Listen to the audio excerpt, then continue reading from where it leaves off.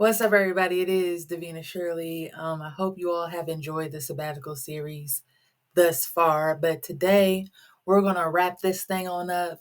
And I want to take a moment to reflect on this journey and where I am now. This series has been about deep work, about allowing God to strip away, rebuild, and realign me with His purpose. I hope this series taught y'all just how much can come from a sabbatical when you are patient, you are sitting and being still with God. A lot of things that you're probably worried about or anything like that, He will give you peace around it, okay? He will teach you how to be patient and wait.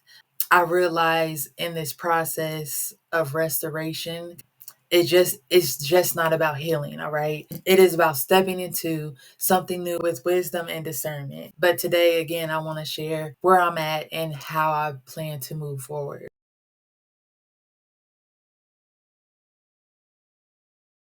During my sabbatical, I experienced significant dreams that spoke to the season I am in now. The first was a snake bite dream that symbolized spiritual warfare, attempts to silence me, and attacks on my voice and productivity. But what stood out most was that I felt no fear, only peace. And that's what restoration does. It allows you to see the attack, but not be moved by it because you know God already secured the victory. The next one was a haircutting dream about release and transformation. It symbolized surrender, letting go of things that no longer serve me, or align with where God is taking me. These dreams weren't just about personal revelation, they were confirmation that I was shifting into a new season. And with that shift came the need for patience, discernment, and trust in God's timing. They also reflected how God is pruning me.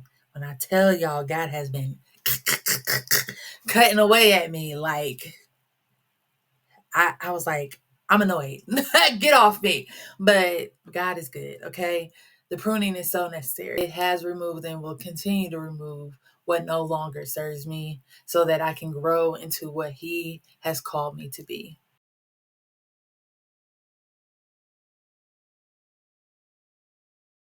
Now, the reality of all this that has been going on with me spiritually, mentally, emotionally, physically, I've been making and still need to make some big life decisions. And to be completely transparent, I don't have all the answers yet, okay?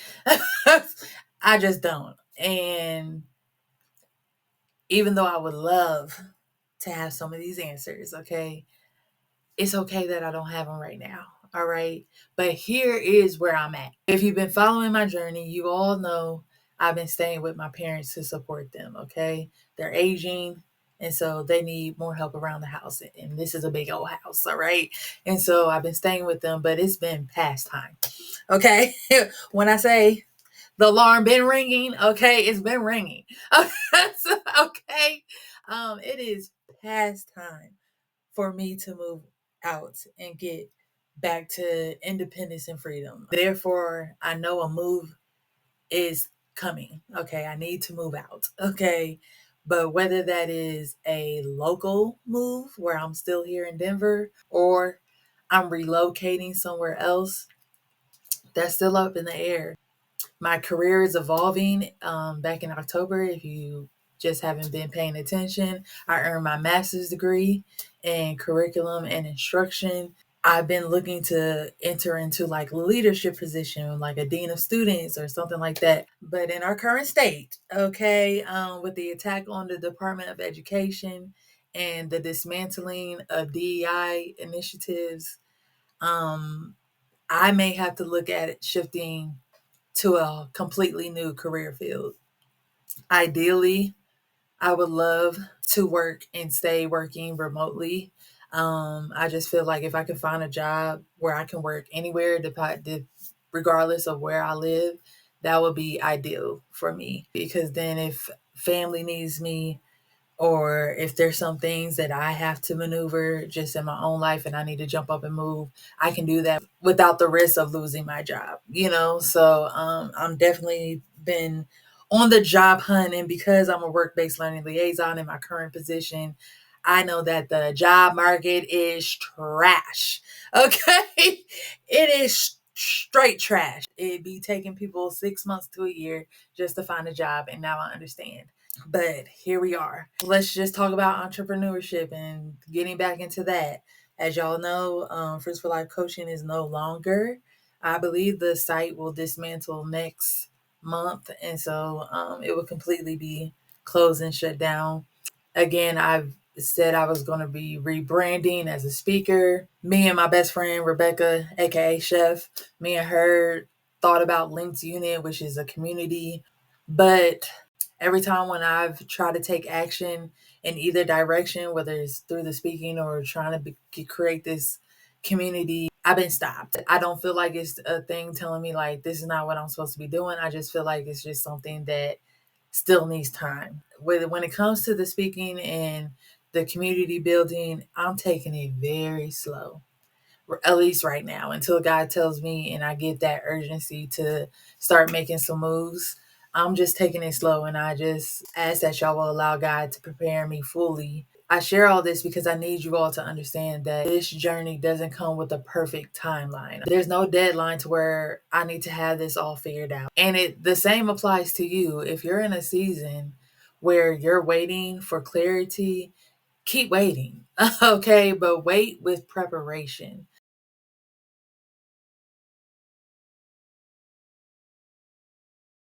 One of the biggest lessons I've learned in this season is obedience over urgency. We live in a world that pressures us to have instant clarity, quick decisions, and rapid success. But when you walk with God, you move on His timeline, not the world's. I've had moments where I felt like I needed to hurry up, to make a choice, to launch something, to commit to something new. But every time I tried to force it, I was met with resistance. This resistance isn't a roadblock, it's a redirection. It's God saying, I'm not done with you yet. I still have more to prepare in you before you move forward. Instead of forcing clarity, I'm stewarding this season, and that means giving myself grace in the waiting, trusting that no opportunity that is meant for me will pass me by, and being present in what God is doing in me right now.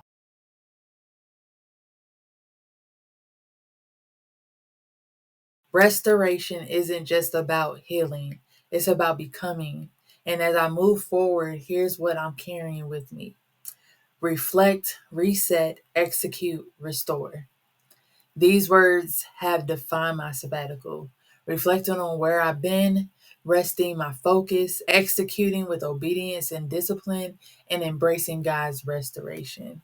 Understanding that new energy requires new patience. I feel myself shifting into a new version of myself, one that I haven't been before. And that's exciting, but also requires me to be gentle with myself. Lastly, balancing my personal growth with relationships. I don't want to get so wrapped up in my relationships or my career that I lose sight of who I am. Everything I build needs to be rooted in God's direction.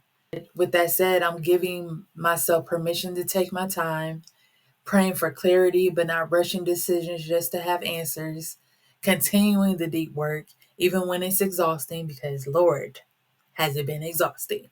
Um, Trusting that God has spoken over my life and He will bring it to pass in His perfect timing.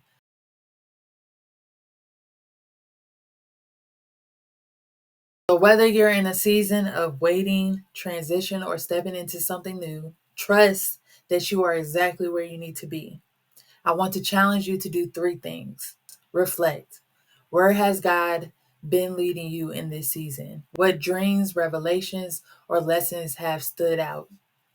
Reset. Are there any areas where you're rushing instead of trusting? Where do you need to release control? And third, move with wisdom. As you take your next steps, do with discernment, peace, and patience. Let us pray. Lord, thank you for the process. Thank you for the season of waiting, for the moments of revelation, and for the restoration you are bringing. Help us to trust you fully, to move when you say move, and to rest when you say rest. Align our hearts with your will and give us peace in the unknown. In Jesus' name, amen.